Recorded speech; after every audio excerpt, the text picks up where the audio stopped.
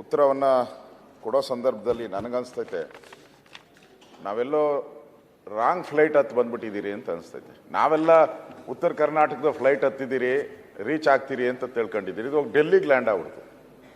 ಪೂರ್ತಿ ನಾವು ಕೇಳಿದ್ದು ಏನೇನು ಪ್ರಶ್ನೆಗಳನ್ನು ನಾನು ಕೇಳಿದ್ದೆ, ಸುಮಾರು 11 ಪ್ರಶ್ನೆಗಳನ್ನು ಕೇಳಿದ್ದೆ ನಾನು ಮುಖ್ಯಮಂತ್ರಿಗಳಿಗೆ. ಯೋಜನೆಗಳ ಹೆಸರು ಹೇಳಿದ್ದೆ ನಾನು, ಮತ್ತು ಎಲ್ಲೆಲ್ಲಿ ಇಂಡಸ್ಟ್ರೀಸನ್ನು ತರ್ತೀರಾ ಅಂತ ಹೇಳಿದ್ದೆ. ಅದಕ್ಕೆ ಒಂದಕ್ಕೂ ಉತ್ತರ ಕೊಡಲಿಲ್ಲ ಅವರು. ಸೀದಾ ತಗೊಂಡೋಗಿ ಡೆಲ್ಲಿಗೆ ಲ್ಯಾಂಡ್ ಮಾಡಿಬಿಟ್ರು ಫ್ಲೈಟು. ನಾನು ಹಿಂದೆ ಒಂದು ಕತೆ ಹೇಳಿದ್ದೆ, ಮತ್ತೊಂದು ಸರಿ ಸುಮ್ಮನೆ ಹೇಳ್ತೀನಿ, ಜಾಸ್ತಿ ಟೈಮ್ ತಗೊಳಲ್ಲ. ನಾನು ಎಕ್ಸಾಮ್ಗೆ ಹೋಗ್ಬೇಕಾಯ್ತು, ಪ್ರಬಂಧ ಸ್ಪರ್ಧೆ. ಅದರಲ್ಲಿ ನನಗೆ ಹಸು ಬಗ್ಗೆ ಓದ್ಕೊಂಡು ಹೋಗಿದ್ದೆ. ನಾನು ಅಲ್ಲಿ ಓದ್ತಾಗ ಬೇರೆದು ಕೊಟ್ಬಿಟ್ರು, ತೆಂಗಿನ ಮರ. ಅವಾಗ ನನಗೇನು ಗೊತ್ತಿರಲಿಲ್ಲ, ಹಸು ಬತ್ತ ಗೊತ್ತಿತ್ತು. ನಾನೇನು ಮಾಡಿದೆ, ಆ ತೆಂಗಿನ ಮರಕ್ಕೆ ಹಸು ಕಟ್ಬಿಟ್ಟು ಬರೀ ಹಸು ಬಗ್ಗೆನೇ ಮಾತಾಡೋಕ್ಕೆ ಶುರು ಮಾಡಿದೆ. ಯಾಕೆಂದ್ರೆ ನಾನು ಓದಿರಲಿಲ್ಲ. ಇಲ್ಲಿ ನಮ್ಮ ಮುಖ್ಯಮಂತ್ರಿಗಳು ನಾವು ಕೇಳಿದ್ದು, ಉತ್ತರ ಕರ್ನಾಟಕಕ್ಕೆ ಏನು ಭರವಸೆ ಕೊಟ್ಟಿದ್ದೀರಿ ಕಳೆದ 2 ವರ್ಷದಲ್ಲಿ ಈ ವಿಧಾನಸಭಾ ಅಧಿವೇಶನದಲ್ಲಿ ತಾವು ಏನೇನು ಹೇಳಿದ್ದೀರಾ ಅದನ್ನು ನೋಟ್ ಮಾಡ್ಕೊ ಬಂದಿದ್ದೆ ನಾನು, ಬೇರೆ ಏನೂ ಇಲ್ಲ. ನಾನು ದಾಖಲೆಗಳನ್ನು ತಗೊಂಡು ಇದೇ ಅಧಿವೇಶನದ ನಮ್ಮ ಸೆಕ್ರೆಟರಿ ಹತ್ರ ದಾಖಲೆಗಳನ್ನು ತಗೊಂಡು ನಾನು ಬಂದಿದ್ದೆ. ಈ ಯೋಜನೆಗಳನ್ನು ನಾನು ಕೊಡ್ತೀನಿ ಅಂತೇಳಿ ಕಳೆದ 2 ಅಧಿವೇಶನದಲ್ಲಿ ನೀವು ಭರವಸೆಯನ್ನು ಕೊಟ್ಟಿದ್ರಿ, ಮಾಡೇ ಮಾಡ್ತೀನಿ ಅಂತ ಹೇಳಿದ್ರಿ. ನಾನು ಅದನ್ನು 11 ಪ್ರಶ್ನೆಗಳನ್ನು ಕೇಳಿದ್ದೆ. ಇಲ್ಲಿ ಆ 11 ಪ್ರಶ್ನೆಗಳಿಗೂ ಉತ್ತರ ಕೊಟ್ಟಿಲ್ಲ. ಎಲ್ಲದಕ್ಕೂ ಡೆಲ್ಲಿ ಅಂತ ತೋರಿಸಿದ್ದೀರ.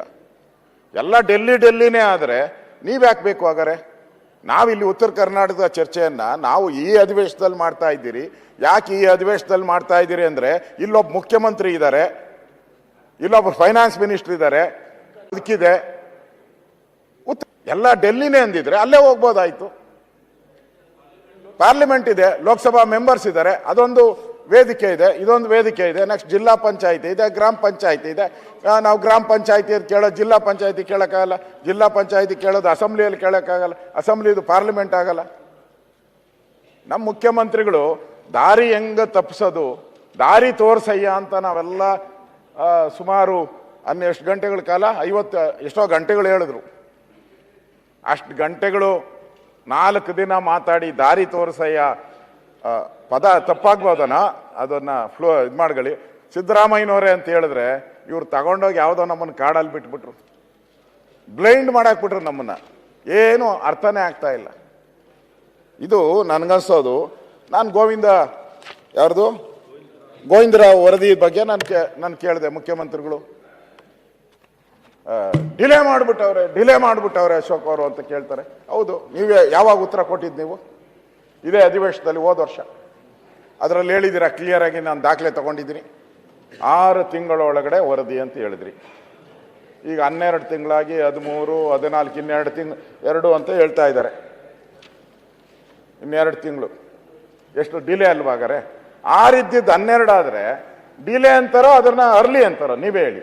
ನಾನು ತಪ್ಪೇನು ಕೇಳಿದೆ ನಿಮ್ಮನ್ನ? ನಾನು ಮೊನ್ನೆನೂ ಕೇಳಿದೆ, ಮುಖ್ಯಮಂತ್ರಿಗಳು ಅವ್ರು ಕರೆಕ್ಟಾಗಿ ಉತ್ತರ ಕೊಡ್ತಾರೋ ಗೊತ್ತಿಲ್ಲ. ನಾನು ಕೇಳಿದಾಗ ಅವ್ರು ಹೇಳಿದ್ರು, ಫೈನಲ್ ಎಲ್ಲ ಟಚಪ್ ಮಾಡ್ತಾ ಇದ್ದೀವಿ ಸರ್, ಕೊನೆ ಟಚಪ್ ಇದೆ, ಮೇಕಪ್, ಅದು ಮಾಡ್ತೀರಿ ಅಂತ ಹೇಳಿದ್ರು.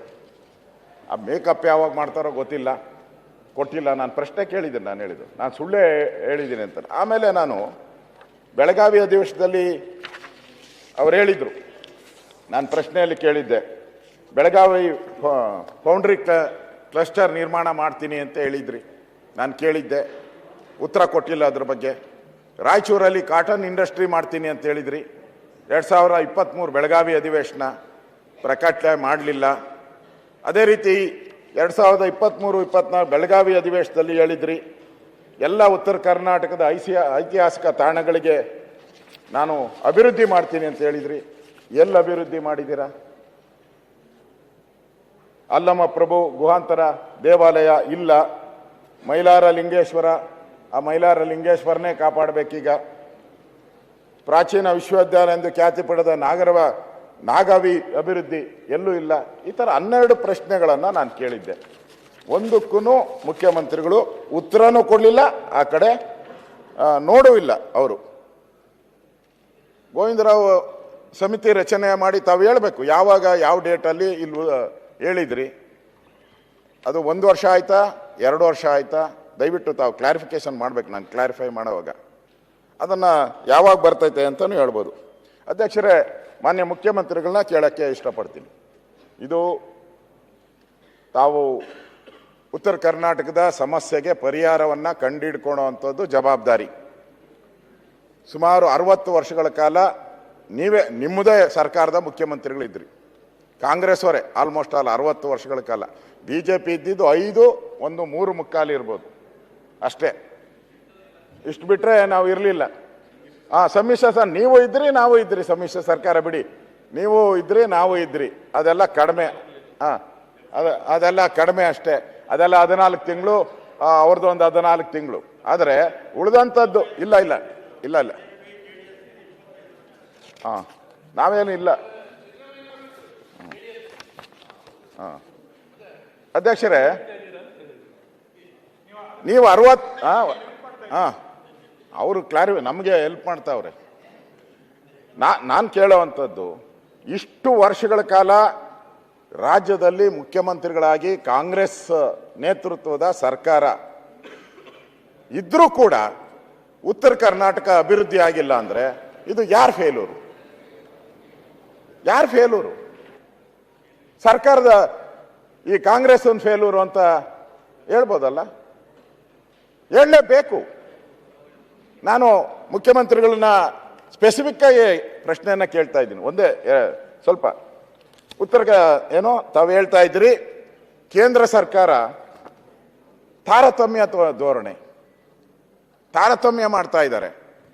ನಮ್ಗಿಷ್ಟು ದುಡ್ಡು ಕೊಡಬೇಕಾಯ್ತು, ಅಷ್ಟು ದುಡ್ಡು ಕೊಡಬೇಕಾಯ್ತು, ಕೊಟ್ಟೇ ಇಲ್ಲ ರೀ ಅಂತ ಕೇಳ್ತಾ ಇದ್ದಾರೆ. ಯಾವುದು JJMದು ಹೇಳಿದ್ರು. ಮೊನ್ನೆ ನಮ್ಮ ಹಾಸನದ್ದು ಇವ್ರದೇ ಇರಬೇಕು, ಇವ್ರದೇ ಪಾರ್ಟಿ MP ಇರಬೇಕು. ಅವ್ರು ಪ್ರಶ್ನೆ ಕೇಳಿದ್ದಾರೆ ಸಚಿವರನ್ನ, ದಾಖಲೆಗಳು ತರಿಸ್ಕೊಳ್ಳಿ ಬೇಕಾದ್ರೆ. ಅವ್ರು ಕೇಳಿದ್ದಾರೆ, ಇದ್ರದ್ದು ಹಣ ಯಾಕೆ ಬಿಡುಗಡೆ ಮಾಡಿಲ್ಲ? ಬಿಲ್ ಸಬ್ಮಿಟ್ ಮಾಡಿ ಹಣ ಬಿಡುಗಡೆ ಮಾಡ್ತೀನಿ ಅಂತ ಉತ್ತರ ಕೊಟ್ಟಿದ್ದಾರೆ ಅಲ್ಲಿ. ಆಮೇಲೆ ಮಾತಾಡಿ ಹೇಳಿ ಅದ್ರ ಬಗ್ಗೆ. ನಾನು ಮುಖ್ಯಮಂತ್ರಿಗಳಿಗೆ ಜ್ಞಾಪಕ ಶಕ್ತಿ ಚೆಂದಾಗಿದೆ ಅಂತ ನಾನು ತಿಳ್ಕೊಂಡಿದ್ದೀನಿ. ಬೇಕು ಅಂತ ಯಾಮಾರಿಸೋದು ಬೇಡ. ಯಾಮಾರಿಸೋದ್ರಿಂದ ಉತ್ತರ ಕರ್ನಾಟಕದ ಸಮಸ್ಯೆ ಏನು ಬಗೆಹರಿಯಲ್ಲ. 2-3 ಪ್ರಶ್ನೆ ಕೇಳ್ತೀನಿ ನಿಮ್ಮನ್ನ. ಈಗ ನೋಡಿ, ಕಿತ್ತೂರು, ಬೆಳಗಾವಿ ಕಿತ್ತೂರು ಉತ್ತರ ಕರ್ನಾಟಕದ್ದು ಧಾರವಾಡದ ನೂತನ ರೈಲು ಮಾರ್ಗದ ನಿರ್ಮಾಣ ಅಂತ ಇದೆ. ಪ್ರಸ್ತಾವಿತ ನೂತನ ರೈಲು ಮಾರ್ಗದ ನಿರ್ಮಾಣ ಕೇಂದ್ರ ಸರ್ಕಾರ 2019ರಲ್ಲಿ 927 ಕೋಟಿ ಮಂಜೂರು ಮಾಡಿದ್ದಾರೆ. ಅದಕ್ಕೆ 406.16 ಎಕರೆ ಜಮೀನು ಬೇಕು. ರು 149.28 ಕೋಟಿ ಪ್ರಸ್ತಾವನೆ ಬಂದಿದೆ. ಸುಮಾರು ಎಲ್ಲ ಸೇರಿಸಿ ಬರುವ ಸುಮಾರು 382 ಎಕರೆ ಜಮೀನು 94 ಕೋಟಿ ಪರಿಹಾರ ಕೊಡಬೇಕು ರಾಜ್ಯ ಸರ್ಕಾರ. ಕೇಂದ್ರ ಸರ್ಕಾರ ಗ್ರಾಂಟ್ ಮಾಡಿಬಿಟ್ಟಿದ್ದಾರೆ, ಅಪ್ರೂವ್ ಮಾಡಿದ್ದಾರೆ. ಅವ್ರು ಹೇಳಿದ್ರು ಪ್ರಾಜೆಕ್ಟ್ನೇ ಅಪ್ರೂವ್ ಮಾಡಲ್ಲ ಅಂತ, ಅಪ್ರೂವ್ ಮಾಡಿದ್ದಾರೆ. ಆದರೆ ಇನ್ನೂ ರಾಜ್ಯ ಸರ್ಕಾರ ಅದಕ್ಕೆ ಅನುಮೋದನೆ ಕೊಟ್ಟಿಲ್ಲ, ಹಣನೂ ಬಿಡುಗಡೆ ಮಾಡಿಲ್ಲ, ಅಕ್ವಿಜೇಷನ್ ಮಾಡಿ. ಚೆಕ್ ಮಾಡಿ, ನಾನು ದಾಖಲೆನೇ ಕಳಿಸ್ಕೊಡ್ತೀನಿ ನಿಮ್ಗೆ ಬೇಕಾದ್ರೆ. ನಾನು ದಾಖಲೆ ಇಟ್ಕೊಂಡೆ ಮಾತಾಡಿದ್ದೀನಿ. ಇದು ನಿಮ್ಮ ಫೇಲೂರಾ ಕೇಂದ್ರ ಸರ್ಕಾರದ ಫೇಲೂರಾ? ಹೇಳಿ ಹೇಳಿ. ಎರಡನೇದು, ಇನ್ನೂ ಒಂದು ಮುಂದೆ ಹೋಗ್ತೀನಿ ನಾನು. ಕೇಂದ್ರದ ವಸತಿ ಬಗ್ಗೆ ಮಾತಾಡ್ತಾ ಇದ್ರಿ. ವಸತಿ ಮತ್ತು ವ್ಯವಹಾರದ ಸಚಿವಾಲಯ ಬೆಳಗಾವಿ ನಗರದ ಘನತ್ಯಾಜ್ಯ ವಿಲೇವಾರಿ ಕುರಿತು ಒಂದು ಯೋಜನೆ 135 ಕೋಟಿ ಅನುದಾನ ಮಂಜೂರಾಗಿದೆ ಕೇಂದ್ರ ಸರ್ಕಾರದಿಂದ ಮಂಜೂರಾಗಿದೆ. ಆದರೆ ಇದುವರೆಗೂ ಕೂಡ ಅನುಷ್ಠಾನ ಮಾಡೋದಕ್ಕೆ ಅದಕ್ಕೆ ರಾಜ್ಯ ಸರ್ಕಾರ ಯಾವುದೇ ರೀತಿ ಸಹಕಾರ ಕೊಡ್ತಾ ಇಲ್ಲ.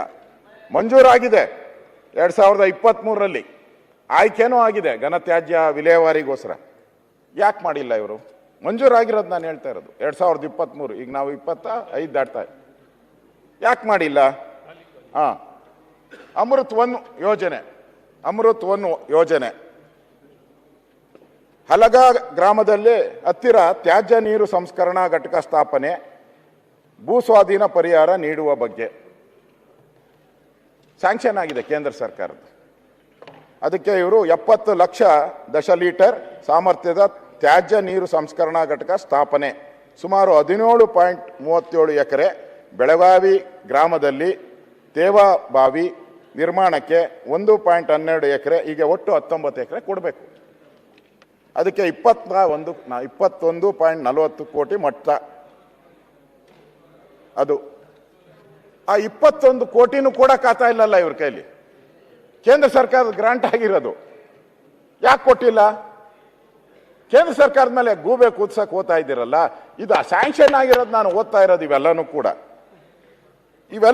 ಇದು ಆಮೇಲೆ ಅಮೃತ್ 2 ಯೋಜನೆ ಬೆಳಗಾವಿದೆ. ಅದನ್ನು ಕೆರೆಗಳ ಪುನಶ್ಚೇತನ, ಕೆರೆಗಳ ಅಭಿವೃದ್ಧಿ ಆಗಬೇಕು, ನೀರಿನ ಮಟ್ಟ ಏರಬೇಕು ಅಂತ ನಾವೆಲ್ಲ ಪ್ರಾಜೆಕ್ಟ್ಗಳೆಲ್ಲ ಮಾಡ್ತಾರೆ ಮುಖ್ಯಮಂತ್ರಿಗಳು ಘೋಷಣೆ. ಅಂತರ್ಜಲ ಆಗಬೇಕು ಅಂತ. ಅದಕ್ಕೆ ಕೇಂದ್ರ ಸರ್ಕಾರ, ಅದರಂತೆ ಕೇಂದ್ರ ಸರ್ಕಾರ ಅಮೃತ್ 2 ಯೋಜನೆಯಲ್ಲಿ ಬೆಳಗಾವಿ ನಗರದ ವ್ಯಾಪ್ತಿಯಲ್ಲಿ ಬರುವ ಸುಮಾರು 7 ಕೆರೆಗಳು, 7 ಕೆರೆ, ಕೋಟಿ ಕೆರೆ, ಶಾಲಾ ತವಾಲ, ಅಲ್ಲವಾಡ ಕೆರೆ, ಈ ಥರ 7 ಕೆರೆ ಕೊಟ್ಟಿದ್ದಾರೆ. ಆ 7 ಕೆರೆಗಳಿಗೆ 5 ಕೋಟಿಯಂತೆ 39.45 ಕೋಟಿ ಬಿಡುಗಡೆಯಾಗಿ ವರ್ಷಗಳೇ ಕಳೆದಿದೆ ಕೇಂದ್ರ ಸರ್ಕಾರ. ಅದನ್ನ ಯಾಕೆ ರಾಜ್ಯ ಸರ್ಕಾರ ಮುಂದಕ್ಕೆ ತಗೊಂಡು ಹೋಗ್ತಾ ಇಲ್ಲ? ಯಾಕೆ ಇಂಪ್ಲಿಮೆಂಟ್ ಮಾಡ್ತಾ ಇಲ್ಲ? ಬೆಳಗಾವಿ ಜಿಲ್ಲೆ ಕೊನೆ ಹೇಳ್ತಾ ಇದ್ದೀನಿ, ಸ್ಯಾಂಪಲ್ ಹೇಳ್ತಾ ಇದ್ದೀನಿ ಅಷ್ಟೇ. ಇನ್ನು ಹೇಳ್ಕೊಂಡೋದ್ರೆ 100 ಕೊಡ್ತೀನಿ ನಾನು ಕೇಂದ್ರ ಸರ್ಕಾರದ ಯೋಜನೆಗಳು. ನಾನು ತರಿಸ್ಕೊಂಡಿದ್ದೀನಿ ಪ್ರಹ್ಲಾದ್ ಜೋಶಿ ಅವರ ಆಫೀಸಿಂದ. ಕೇಂದ್ರ ಸರ್ಕಾರದ ಪ್ರವಾಸೋದ್ಯಮ ಮಂತ್ರಾಲಯ ಸ್ಯಾಂಕ್ಷನ್ SASC ಯೋಜನೆ ರೂ 100 ಕೋಟಿ ಹಾಗೂ ಪ್ರಸಾದ 20 ಯೋಜನೆಯಲ್ಲಿ 18.37 ಕೋಟಿ ಯಾರಿಗೆ? ಕೋಟಿ ಹಾಗೂ ಶ್ರೀ ರೇಣುಕಾ ಯಲ್ಲಮ್ಮ ದೇವಸ್ಥಾನದ ಅಭಿವೃದ್ಧಿಯ ಇದಕ್ಕೋಸ್ಕರ ಕೊಟ್ಟಿರೋದು. 215.17 ಕೋಟಿ ಟೋಟಲ್ ಪ್ರಾಜೆಕ್ಟ್. ಕೇಂದ್ರ ಸರ್ಕಾರ 100 ಕೋಟಿ ಕೊಟ್ಟಿದೆ. ನಿಮಗೆ ಯಲ್ಲಮ್ಮನ ಮೇಲೆ ಕೋಪ ಇದ್ದರೆ, ನಾಮದ ಮೇಲೆ ಕೋಪ ಇದ್ದರೆ, ಕೇಸರಿ ಮೇಲೆ ಕೋಪ ಇದ್ದರೆ ಬಿಟ್ಬಿಡಿ, ಅದನ್ನ ಮುಗಿಸ್ಬೇಕಾಗಿತ್ತಲ್ಲ ಕೇಂದ್ರ ಸರ್ಕಾರ. ಆಮೇಲೆ ನನ್ನ ಉತ್ತರ ಹೇಳಿ, ಆಮೇಲೆ ಮುಗಿಸ್ಬೇಕಾಗಿತ್ತಲ್ಲ. ಮಂದಗತಿಯಲ್ಲಿ ಹೋಗ್ತಾ ಇದ್ದ ಉಪಯೋಗ ಯಾಕೆ ಮಾಡ್ಕೊಂಡಿಲ್ಲ? ಇಷ್ಟು ವರ್ಷ ಆದ್ರೂ ಕೂಡ ಯಾಕೆ ಮಾಡ್ತಾ ಇಲ್ಲ? ಅದಕ್ಕೆ ನಾನು ಯಾಕೆ ಉದಾಹರಣೆಗಳು ಕೊಟ್ಟೆ ಅಂತ ಹೇಳಿದ್ರೆ, ಬರೀ ಕೇಂದ್ರ ಸರ್ಕಾರದ ಮೇಲೆ ಗೂಬೆ ಕೂತ್ಸ್ಕೊಂಡು ಹೋಗೋದ್ರಿಂದ ಏನೂ ಸಾಧನೆಯನ್ನು ಮಾಡೋಕ್ಕಾಗಲ್ಲ. ಆಮೇಲೆ ಕಬ್ಬುದು ಹೇಳಿದ್ರಿ, ನಾನು ಕೊಡ್ತೀನಿ, ಕೋರ್ಟ್ ಆರ್ಡರ್ ಕೊಡ್ತೀನಿ. ಕಬ್ಬುದು ಹೇಳಿದ್ರಿ, ನಿಗದಿ ಮಾಡೋ ಅಂಥದ್ದಕ್ಕೆ ಕೋರ್ಟ್ ಆರ್ಡರ್ ಇದೆ. ಯಾವುದು? ಅವರು ಹೇಳಿದರು, west UP sugar mills versus ರಾಜ್ಯ ಸರ್ಕಾರ. ಅಲ್ಲಿ ಅದರಲ್ಲಿ ಕ್ಲಿಯರ್ ಆಗಿ ಹೇಳಿದ್ದಾರೆ, ರಾಜ್ಯ ಸರ್ಕಾರ ನೀವೇ ಮಾಡಬೇಕು, ಹೆಚ್ಚುವರಿಯಾಗಿ ಏನೇನು ಕೊಡಬೇಕು ಅದೆಲ್ಲನೂ ಕೋರ್ಟ್ ಆರ್ಡ್ರಲ್ಲಿ ಇದೆ. ಹೌದು ಹೌದು, ಅದು ಎಲ್ಲರಿಗೂ ಅಂತಾನೆ, ರಾಜ್ಯಕ್ಕೆ.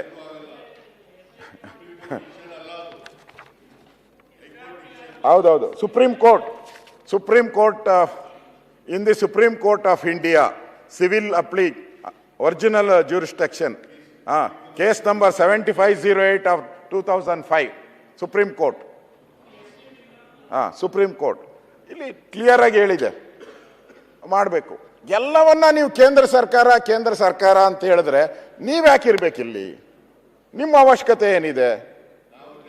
ನೀವ್ಯಾಕೆ ಬರಬೇಕು? ನಿಮ್ಮ ಅವಶ್ಯಕತೆ ಏನಿದೆ? ಖಾಲಿ ಮಾಡ್ಕೊಂಡು ಹೋಗಿ. ನಾವು ಉತ್ತರ ಕರ್ನಾಟಕ ಸಮಸ್ಯೆ ಚರ್ಚೆ ಮಾಡಿದಿರಿ, ನೀವು ಬೆಲ್ಲಕ್ಕೆ ಒಂದೇ ನಿಮಿಷ ನೀವೇನು ಹೇಳಿದ್ರೆ ಅವಾಗ ಮಾತಾಡಬೇಡಪ್ಪ ಅಂತ ನಾವು ಸುಮ್ಮನೆ ಕೂತ್ಕೊಂಡೆ. ಎದ್ದು ಆಚೆ ಹೋಗ್ಲಿಲ್ಲ, ಎದ್ದು ಸುಮ್ಮನೆ ಕೂತಿದ್ದೀನಿ. ನೀವು ಹೇಳ್ದಂಗೆ ಕೇಳ್ತೀನಿ. ನೀವು ಒಂದು ನಿಮಿಷ, ನಾನು ಅಷ್ಟು ಟೈಮ್ ತಗೊಳಲ್ಲ, 2 ನಿಮಿಷ ಮುಗಿಸ್ಬಿಡ್ತೀನಿ. ನಾನು ಮುಗ್ದೋಯ್ತು. ಅದರಿಂದ ನಾನು ಗೋವಿಂದರಾವ್ ವರದಿ ಇರ್ಬೋದು, ಕೇಂದ್ರ ಸರ್ಕಾರ ಇರ್ಬೋದು, ಎಲ್ಲ ದಾಖಲೆಗಳು ಹೇಳಿದ್ದೀನಿ ನಾನೀಗ. ನೀವೇನು ಮಾಡ್ತೀರಾ ಹೇಳಿ? ಬೊಟ್ಟನ್ನ ಅಲ್ಲಿ ತೋರಿಸೋದ್ರ ಬದಲು ನೀವು ಹಿಂಗೆ ತೋರಿಸಿದ್ರೆ ಇನ್ನು ಉಳಿದ ಬೆಳ್ಳುಗಳು ನಿಮ್ಮನ್ನು ತೋರಿಸ್ತಾ ಇದ್ದಾರೆ. ರಾಜ್ಯ ಸರ್ಕಾರ ಜವಾಬ್ದಾರಿ ಜಾಸ್ತಿ ಇರೋದಿಲ್ಲಿ. ರಾಜ್ಯ ಸರ್ಕಾರ ಜವಾಬ್ದಾರಿ ರಸ್ತೆ ಇರ್ಬೋದು, ಅಲ್ಲೆಲ್ಲ ಮಾತಾಡಿದವ್ರು ಎಲ್ಲರೂ ಕೂಡ ಹೆಚ್ಚಿನ ಜನ ಮಾತಾಡಿದ್ದು ಕಬ್ಬು ಬೆಲೆ ಇರ್ಬೋದು, ರಸ್ತೆಗಳಿರ್ಬೋದು, ಆಸ್ಪತ್ರೆ ಇರ್ಬೋದು, ಎಜುಕೇಶನ್ ಇರ್ಬೋದು, ಇದ್ರ ಬಗ್ಗೆ ಮಾತಾಡಿರೋದು. ಎಲ್ಲದಕ್ಕೂ ನೀವು ಬೆಟ್ಟನ ಅಲ್ಲಿಗೆ ತೋರಿಸ್ಬಿಟ್ರಿ. ಪ್ರತಿಯೊಂದಕ್ಕೂ ನಂಜುಂಡಪ್ಪ ವರದಿದ್ದು, ನಾನು ಇದೇ ಸದನದಲ್ಲಿ ಅವ್ರಿಗಿಂತ ಸ್ವಲ್ಪ ಕಡಿಮೆ ಇದ್ದೀನಿ, ಇದ್ರೂ ಕೂಡ ನಂಜುಂಡಪ್ಪ ವರದಿದ್ದು ಅವ್ರು ಎಕ್ಸ್ಪ್ಲೈನ್ ಮಾಡಿರೋದು 6ನೇ ಸರಿನೋ 7ನೇ ಸರಿನೋ, ಒಂಥರ ಮೇಸ್ಟ್ರ್ ಔಟ್ ಅವ್ರವ್ರು. ಅದನ್ನೇ ಜಾಸ್ತಿ ಕೇಳಿದ್ರೆ ಗೊತ್ತಾ ನಿನ್ಗೆ ಅಂತಾರೆ, ತಿರುಗಿ ಶುರು ಮಾಡ್ತಾರೆ. ತಿರುಗಿ ಶುರು ಮಾಡ್ತಾರೆ ನಂಜುಂಡಪ್ಪ ವರದಿ ಅಂತೇಳಿ. ಆಮೇಲೆ ಉತ್ತರ ಕರ್ನಾಟಕದ್ದು ಜೆ 371 ಜೆ, ಅದನ್ನು ಕೂಡ ಒಂದು 7-8 ಸರಿ ನಾನು ಕೇಳಿದ್ದೀನಿ. ಅದ್ವಾನಿ ರಿಜೆಕ್ಟ್ ಮಾಡಿದ್ದು, ಅದ್ವಾನಿ ಇದ್ರನ್ನ ಕೇಳಿ ನಮಗೂ ಸಾಗ ಕೇಳ್ಬಿಟ್ಟಿದ್ದೀರಿ ಇದ್ರನ್ನೆಲ್ಲ. ನಾವೇನೋ ಇವತ್ತು ಹೊಸ ಬಟ್ಟೆ ಹಾಕೊಂಡು ಗರಿ ಇಸ್ತ್ರಿ ಹಾಕೊಂಡು ಫ್ರೆಶ್ ಆಗಿ ಬಂದಿದ್ದಾರೆ, ನಾನೇ ಇನ್ನು 5 ವರ್ಷ ಮುಖ್ಯಮಂತ್ರಿ ಅಂತ ಇವನು ಹೇಳಿದ್ದಾರೆ. ನಾವೇನೋ 5 ವರ್ಷ ಗ್ಯಾರಂಟಿ ಅಂತ ನಾವು ಬಂದ್ರೆ ಇಲ್ಲಿ ಉತ್ತರ ಕರ್ನಾಟಕ ನೋ ಗ್ಯಾರಂಟಿ ಆಯ್ತು. No guarantee, nothing. ಬಂದು ಸುಮ್ಮನೆ ಹೋದಂಗಾಯ್ತು. ನಾನು 2 ವರ್ಷ, ನಾನು ಈಗಲೂ ಹೇಳ್ತಾ ಇದ್ದೀನಿ ಮುಖ್ಯಮಂತ್ರಿಗಳಿಗೆ ಗೌರವ ಅಂತ, ನಾನು ಹೇಳಿದ್ದು 2 ವರ್ಷ ನೀವು ಇಲ್ಲಿ ಏನು ಘೋಷಣೆ ಮಾಡಿದ್ರಿ ಅದನ್ನ ಮಾತಾಡ್ಬಿಡಿ. ನಾನು ಇಂಥದ್ದು ಘೋಷಣೆ ಮಾಡಿದ್ದೆ, ಇದನ್ನು ಮಾಡಿದ್ದೀನಿ, ಟಿಕ್ ಟಿಕ್ ಟಿಕ್ ಟಿಕ್ ಅಂತ ಹೇಳ್ಬೇಕು. ಫಟಾಫಟ್ ಕಟ ಅದು ಫಟಾಫಟ್ ಕಟ್ ಅಂತ ಹೇಳ್ಬಿಡ್ಬೇಕು, ಮುಗ್ದೋಯ್ತು. ನೀವು ಏನು ಹೇಳಲೇ ಇಲ್ಲ ಅದನ್ನ, ಬೇರೆ ನಂಜುಂಡಪ್ಪ ವರದಿ ತೋರಿಸ್ತಾ ಇದ್ದೀರಾ. ಉತ್ತರ ಕರ್ನಾಟಕದ, ಕಲ್ಯಾಣ ಕರ್ನಾಟಕದ ಅಭಿವೃದ್ಧಿ ಬಗ್ಗೆ ಮಾತಾಡಿದ್ರಿ, ನಾನೇನು ಇಲ್ಲ ಅಂತ ಹೇಳಲ್ಲ. ಎಲ್ಲರೂ ಗಮನ ಕೊಡಬೇಕಾಗಿರೋದು, ಎಲ್ಲರೂ ಗಮನ ಕೊಡಬೇಕಾಯ್ತು. ನಾನು ಒಂದು 50 ಬಾರಿ ಹೋಗಿದ್ದೀನಿ ಗುಲ್ಬರ್ಗ, ಬೀದರ್, ಈ ಭಾಗದಲ್ಲೆಲ್ಲನೂ ಕೂಡ. ಅಷ್ಟೆಲ್ಲ ಆದರೂ ಕೂಡ ನಾನು ಹೇಳಿದೆ ಉತ್ತರ ಕರ್ನಾಟಕಕ್ಕೆ ನಾನು ಒಂದು ಶ್ವೇತಪತ್ರ ಬಿಡುಗಡೆ ಮಾಡಿ ಅಂತ ಹೇಳಿದೆ. ಅದರ ಬಗ್ಗೆ ಅವ್ರು ಚಕಾರ ಎತ್ತಲಿಲ್ಲ. ಉತ್ತರ ಕರ್ನಾಟಕಕ್ಕೆ ನಾವು ಎಷ್ಟು ಹಣ ಕೊಟ್ಟಿದ್ದೀರಿ, ಏನೇನು ಪ್ರಾಜೆಕ್ಟ್ಗಳನ್ನು ಮಾಡಿದಿರಿ, ಆ ಪ್ರಾಜೆಕ್ಟ್ ಆಗಿದೆಯೋ ಇಲ್ಲೋ, ಅದಕ್ಕೆ ಮೋಸ ಆಗಿದೆ, ಯಾರು ಕಾಂಟ್ರಾಕ್ಟರ್ ನುಂಗಿದ್ದಾನೆ, ಅದಾದರೂ ತಿಳಿಸಿ, ಮುಂದೆ ಕೊಡೋ ದುಡ್ಡಾದರೂ ಸದುಪಯೋಗ ಆಗಲಿ ಅನ್ನೋ ಮಾತನ್ನ ಹೇಳಿದೆ ನಾನು. ಅದ್ರ ಬಗ್ಗೆ ಮಾತಾಡಲಿಲ್ಲ. ಅಂದರೆ ನಾವು ಈ ಸದನಕ್ಕೆ ಬಂದು ನಾವೇನೋ ಮುಖ್ಯಮಂತ್ರಿಗಳು ಉತ್ತರ ಕರ್ನಾಟಕದ ಬಗ್ಗೆ ಇವತ್ತು ಭರಪೂರ ಪತ್ರಿಕೆಯವರೆಲ್ಲ ನನ್ನ ಕೇಳಿದೆ, ನಮ್ಮ ಪತ್ರಕರ್ತ ಸ್ನೇಹಿತರು ಕೆಲವ್ರನ್ನ, ಏನು ಅಂತ ಸರ್ ಒಂದು ಫ್ರಂಟ್ ಪೇಜ್ ಮೇಲೆ ಲೈನ್ ಬಿಟ್ಕೊಂಬಿಟ್ಟಿದ್ದೀರಿ, ಮುಖ್ಯಮಂತ್ರಿಗಳು ಭರಪೂರ ಅಂತ ಹಾಕ್ಕೊಬೇಕು ಅಂತ ಒಂದು ಘೋಷಣೆ ಇದೆ, ಧಾರಾಳವಾಗಿ ಭರಪೂರ ಅಂತ ಅನ್ಕೊಂಡಿದ್ದಾರೆ. ಇಲ್ಲಿ ಬರ ಇಲ್ಲ, ಬರ ಬಂದ್ಬಿಟ್ಟೈತೆ, ಪೂರನೇ ಇಲ್ಲ. ಪೂರ ಹೋಗಿ ಬರ ಆಗೋಗ್ಬಿಟ್ಟೈತೆ ಇಲ್ಲಿ, ನಮಗೆ ಅನಿಸ್ತತೆ ಇಲ್ಲಿ. ಅದರಿಂದ ನಾವು ಹೇಳೋವಂಥದ್ದು ಮುಖ್ಯಮಂತ್ರಿಗಳಿಗೆ, ಇಷ್ಟೊತ್ತು ನಾವು ಹೇಳಿದ್ದೀರಾ, 3 ಗಂಟೆ ನಾವು ಕೇಳಿದ್ದೀರಿ. ಆದರೆ ನೀವು ಪರ್ಟಿಕ್ಯುಲರ್ ಆಗಿ 2 ವರ್ಷದಲ್ಲಿ ನಾನು ಏನು ಹೇಳಿದೆ ಇಲ್ಲಿ ಉತ್ತರ ಕರ್ನಾಟಕಕ್ಕೆ ಅಂತ ಒಂದೊಂದೇ ಹೇಳಿದ್ರೆ ನಾನು ಮುಗಿದೋಯ್ತು. ಅವ್ರು ಹೇಳಿರೋದ ನಾನು 11 ಪ್ರಶ್ನೆ ಕೇಳಿರೋದು. ಅದರಿಂದ ಕೇಂದ್ರ ಸರ್ಕಾರ ಅದು ಇದು ಅನ್ನೋದು ಹೇಳೋದ್ಬಿಟ್ಟು ನಾವೇನು ಮಾಡ್ತೀರಿ, ನಮ್ಮನೆ ಶುದ್ಧಿ ಮಾಡ್ಕೊಳ್ಳೋಣ, ಆಮೇಲೆ ಕೇಂದ್ರ ಕೇಳಿ, ನಾವು ಬರ್ತೀರಿ, ಜೊತೆಯಲ್ಲಿ ಬೇಕಾದ್ರೆ ಬರ್ತೀರಿ, ನಾವೇನು ರಿಜೆಕ್ಟ್ ಮಾಡಲ್ಲ. ಇಲ್ಲಿ ಚರ್ಚೆ ಆಗ್ತಾ ಇರೋದು ಉತ್ತರ ಕರ್ನಾಟಕ. ಮೇಕೆದಾಟು ವಿಚಾರ ಬಂದಾಗ ಮೇಕೆದಾಟಕ್ಕೆ ಹೋಗೋಣ. ಇಲ್ಲಿ ಉತ್ತರ ಕರ್ನಾಟಕದ ಸಮಸ್ಯೆ ಬಗ್ಗೆ ಪರಿಹಾರ ಆಗಬೇಕು, ಅದಕ್ಕೆ ನ್ಯಾಯ ಸಿಗಬೇಕು, ಅದಕ್ಕೆ ಅನ್ಯಾಯ ಆಗಿರೋದನ್ನ ಸರಿಪಡಿಸ್ಬೇಕು.